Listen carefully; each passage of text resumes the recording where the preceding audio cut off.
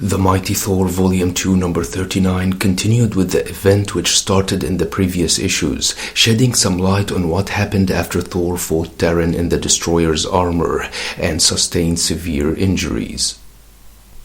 The book opens with Jane Foster checking on Jake Olsen's injuries and telling him that his burns are gone and that there are no internal injuries, but Jake could not speak properly because his jaw was fractured.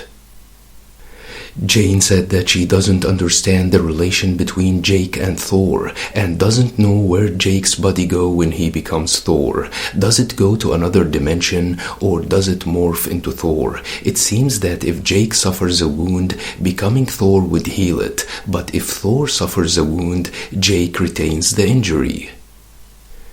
Jake's jaw and arm were not fine, therefore Jane asked him to summon Thor. Jake did as Jane told him and turned to Thor, but was still suffering the same injuries. Jane said that she knew the Destroyer was tough and lethal, but didn't realize that he could do all that to Thor.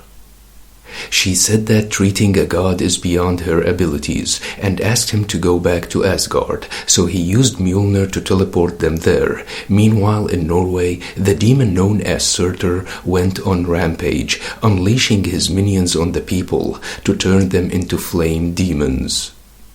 Later on, Thor and Jane arrived in Asgard, where Jane asked Odin for help. Odin said that Thor should have returned with him to Asgard, but Jane said that when Odin used his power to turn Jake to Thor, they thought that his injuries were healed, but they were not.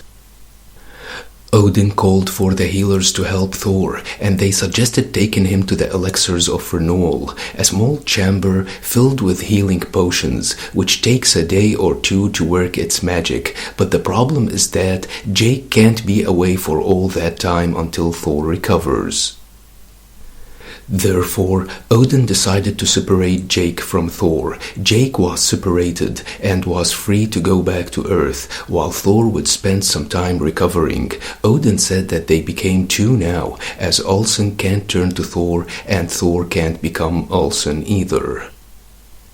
In the magical room, Thor was given the potion that would render him unconscious, almost in a state of suspension, with no need to breathe while immersed in the elixir, and when his time comes to awaken, his injuries will be gone.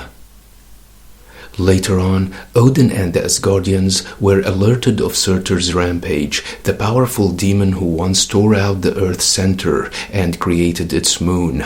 Odin ordered his men to get prepared for a battle against the demon, because Earth alone will not be able to survive his rampage.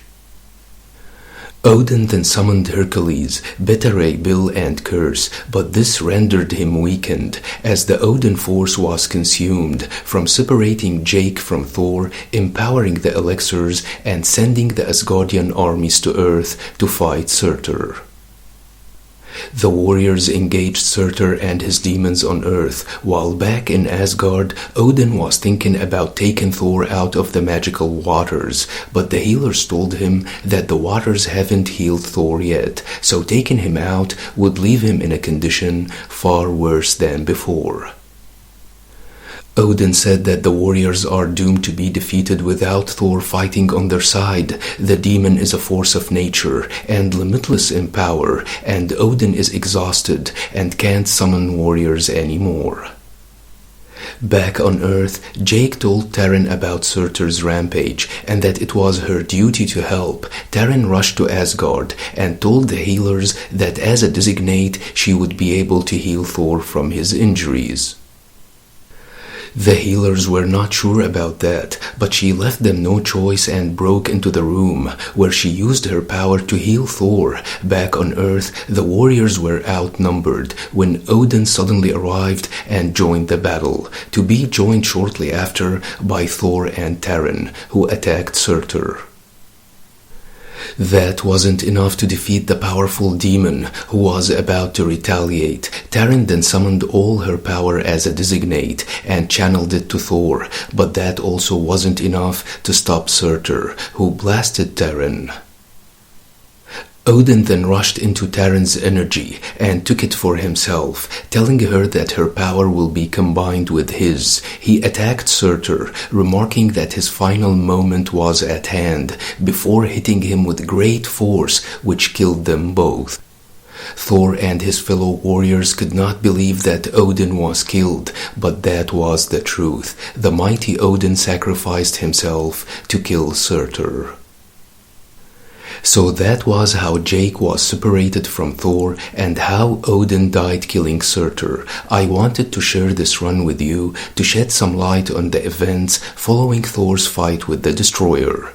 Hope you liked the video. Don't forget to subscribe, share and like.